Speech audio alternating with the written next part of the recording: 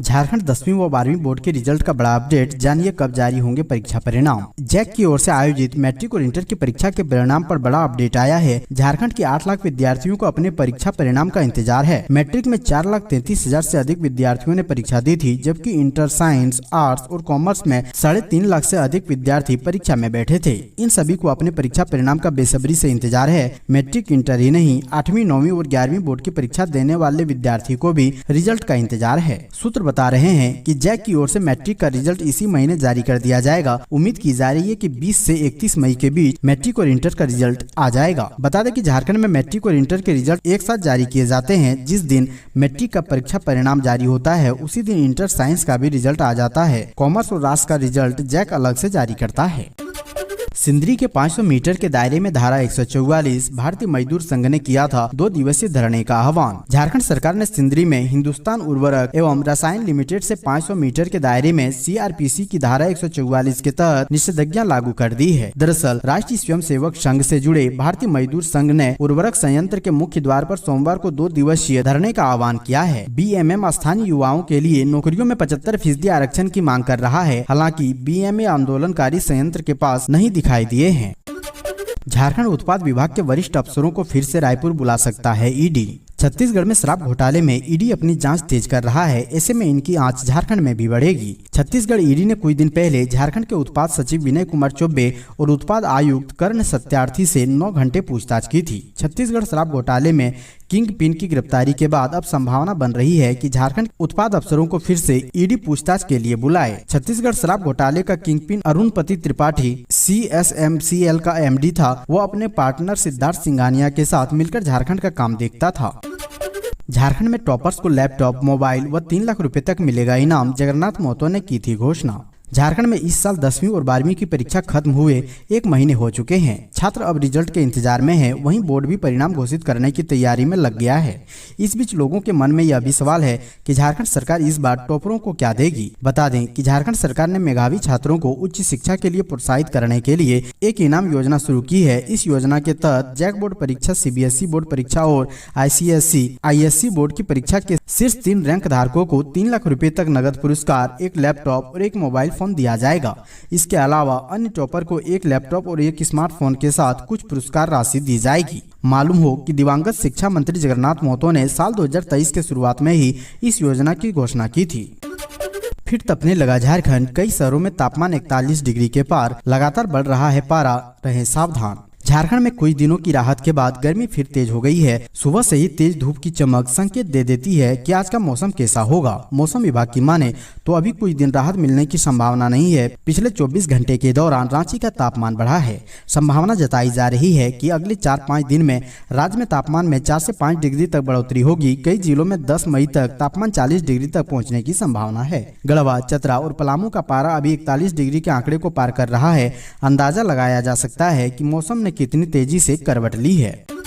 बाबा मंदिर में शीघ्र दर्शनम शुल्क में होगी बढ़ोतरी। देवघर डीसी मंजूनाथ भजंत्री ने लगातार बढ़ते श्रद्धालुओं की संख्या को देखते हुए 8 मई को बाबा वैद्यनाथ धाम की सुरक्षा व्यवस्था का जायजा लेते हुए मंदिर प्रांगण का निरीक्षण किया। कोविड के बाद बाबा मंदिर में 5 गुना श्रद्धालुओं की संख्या में इजाफा हुआ है। गर्मी को देखते हुए मंदिर प्रांगण में विशेष सफाई के अलावा श्रद्धालुओं की सुविधा को लेकर आपसी समन्वय के साथ कार्य करने का निर्देश दिया। मंदिर आने वाले श्रद्धालुओं की बढ़ती संख्या व मिलने वाली सुविधा को देखते हुए शीघ्र दर्शनम कूपन की राशि में बढ़ोतरी के साथ विशेष दिनों में स्पर्श पूजा निश्चित करने की बात कही, ताकि दिव्यांग, छोटे व बुजुर्ग श्रद्धालुओं को सुरक्षित और सुलभ जलार्पण की सुविधा मिल सके। 14वां India international mega trade fair समापन समारोह में मुख्यमंत्री हेमंत सोरेन बोले, उद्योग को बढ़ावा देने के लिए बढ़ा सकते हैं सब्सिडी। मुख्यमंत्री ने मोरहाबादी मैदान में Jharkhand chamber of commerce and GS marketing के तत्वाधान में आयोजित 14वां India international mega trade fair के समापन समारोह को बतौर मुख्य अतिथि संबोधित करते हुए कहा कि राज्य सरकार राज्य में औद्योगिक निवेश को लेकर झारखंड चैम्बर ऑफ कॉमर्स के साथ हर संभव खड़ी रहेगी। मुख्यमंत्री हेमंत सोरेन ने कहा कि इस बार India international mega trade fair में देश के उद्यमियों के साथ साथ विदेशों के उद्यमियों को भी भागीदारी निभाने का मौका मिला है। इस तरह के आयोजन राज्य में उद्योग को बढ़ाने का बेहतर प्रयास है। हमारी सरकार चाहती है कि इस तरह के प्रयास निरंतर मजबूती के साथ होती रहे।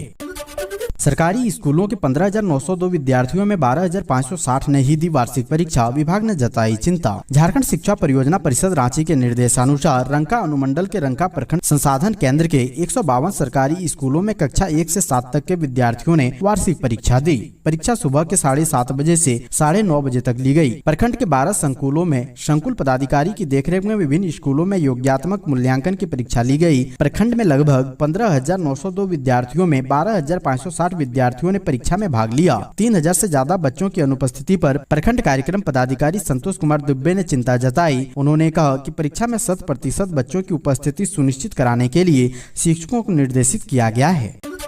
पलामू सेंट्रल जेल में पुलिस प्रशासन की छापेमारी, एहतियात को लेकर हुई कार्रवाई। पलामू सेंट्रल जेल में सोमवार को छापेमारी की गई। हालांकि छापेमारी में कुछ भी आपत्तिजनक सामान बरामद नहीं हुआ है। सदर एसडीएम राजेश कुमार साहू और एसडीपीओ सुजीत कुमार के नेतृत्व में टीम सोमवार को दोपहर के बाद सेंट्रल जेल पहुंची थी। इस दौरान टीम ने करीब 2 घंटे तक सेंट्रल जेल में छापेमारी की। छापेमारी में ट्रेनिंग लेने वाले सभी पुलिस पदाधिकारी और जवान को लगाया गया था। छापेमारी टीम ने सेंट्रल जेल के सभी वार्डों की तलाशी ली। इस संबंध में सदर एसडीएम राजेश कुमार साहू और एसडीपीओ सुजीत कुमार ने बताया कि यह एक नियमित छापेमारी थी, लेकिन छापेमारी में कुछ भी बरामद नहीं हुआ है। भ्रष्टाचारियों के खिलाफ सरकार, झारखंड के वित्त मंत्री बोले हर हाल में होनी चाहिए कार्रवाई।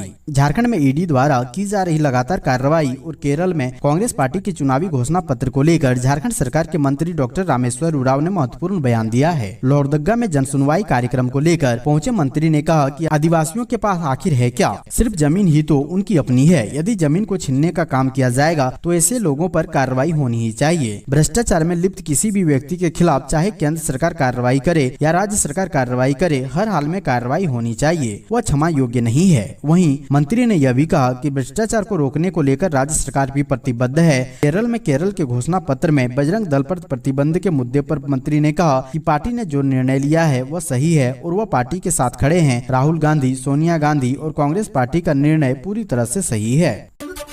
मुख्यमंत्री श्रमिक योजना में निबंधन 11,000, रोजगार मिला सिर्फ 2,000 को। धनबाद शहरी बेरोजगार युवाओं के लिए 2 वर्ष पूर्व शुरू मुख्यमंत्री श्रमिक योजना का बंटाधार हो चुका है। इस योजना को लेकर ना तो अब निगम के अधिकारी कुछ बोल रहे हैं और ना ही नगर विकास विभाग कुछ करने के मूड में है। हालत यह है कि नौकरी के लिए निबंधित 11,000 बेरोजगार युवक पलायन के लिए विवश हैं। बेरोजगार युवकों का आरोप है कि जिन ठेकेदारों के पास निगम के अधिकारी काम के लिए भेजते हैं वह सरकारी रेट से कम पैसे में काम पर रखना चाहता है, साथ ही काम भी अधिक लेना चाहता है। इधर नगर निगम के अधिकारी से ज्यादातर काम निजी कंपनियों को दे रखा है, जो अपना मजदूर साथ लेकर आते हैं और रेट भी अपने हिसाब से तय करते हैं। युवकों का कहना है कि ऐसे हालत में अन्य राज्यों में नौकरी खोजने की सिवा कोई विकल्प नहीं है।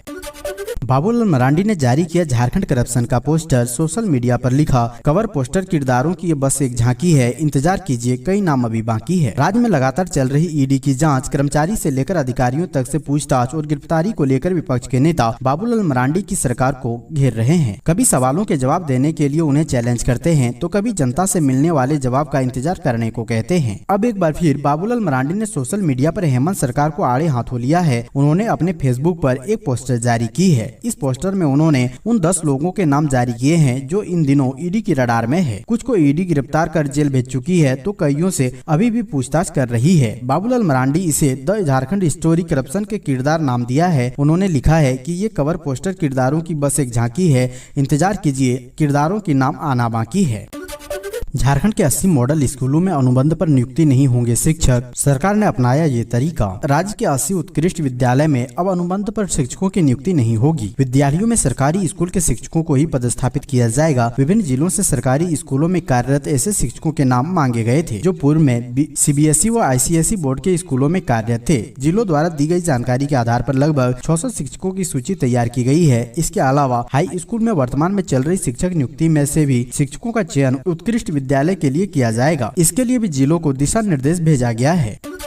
झारखंड के कारोबारी विष्णु अग्रवाल से ईडी ने की 3 घंटे पूछताछ, मेडिकल रिपोर्ट के साथ ईडी दफ्तर पहुंचे थे अग्रवाल। झारखंड के कारोबारी विष्णु अग्रवाल से 3 घंटे की पूछताछ के बाद ईडी ने उन्हें छोड़ दिया। ऑपरेशन होने का हवाला देते हुए विष्णु अग्रवाल अपना मेडिकल रिपोर्ट साथ लेकर ईडी दफ्तर पहुंचे थे। ईडी को अपनी मेडिकल रिपोर्ट दिखाते हुए विष्णु अग्रवाल ने कहा कि वो अस्वस्थ हैं। उनकी बातें सुनने के बाद ईडी ने उन्हें ऑपरेशन की रिकवरी के बाद पूछताछ के लिए आने को कहा। हालांकि फिर कब उनसे पूछताछ की जाएगी उनकी तिथि अभी तक तय नहीं की गई है। बता दें कि सोमवार की सुबह 11:15 बजे विष्णु अग्रवाल ईडी दफ्तर पहुंचे थे, जहां उनसे कई सवाल किए गए, लेकिन ईडी के सवालों का जवाब वे नहीं दे सके। विष्णु अग्रवाल ने ईडी को बताया कि उनकी तबीयत ठीक नहीं है। उन्होंने मेडिकल रिपोर्ट भी ईडी के अधिकारियों को दिखाया, जिसके बाद ईडी के अधिकारी ने 3 घंटे की पूछताछ के बाद उन्हें छोड़ दिया।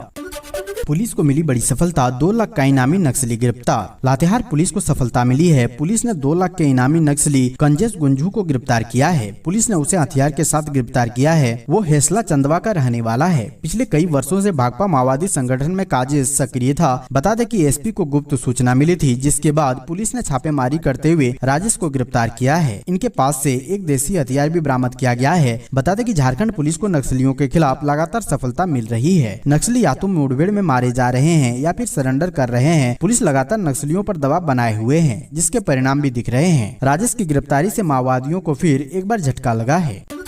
आदित्यपुर में झारखंड, पश्चिम बंगाल और ओडिशा के कुर्मी नेताओं का महाजुटान 14 को। आदिवासी कुर्मी समाज के केंद्रीय महासचिव अधिवक्ता सुनील कुमार गुलियार ने कहा है कि 14 मई को झारखंड, पश्चिम बंगाल और ओडिशा के केंद्रीय, जिला व प्रखंड कमेटी के सदस्यों का 1 दिवसीय चिंतन एवं रणनीतिक महाजुटान का आयोजन जमशेदपुर स्थित श्रीनाथ विश्वविद्यालय परिसर आदित्यपुर में किया गया है। इस चिंतन शिविर में तीनों राज्यों में पिछले दिनों किए गए रेल रोको, डहर छेका, हलू दजड़ा, झंडा गाड़ा, पांचीर लेखा आदि आंदोलनों की समीक्षा की जाएगी। इसके साथ ही शिविर में आगे की रणनीति के संबंध में विचार विमर्श किया जाएगा। उक्त बातें उन्होंने श्रीनाथ विश्वविद्यालय में होने वाले कार्यक्रम को सफल बनाने के लिए चांडिल स्थित कदम डी में हुई बैठक में कही।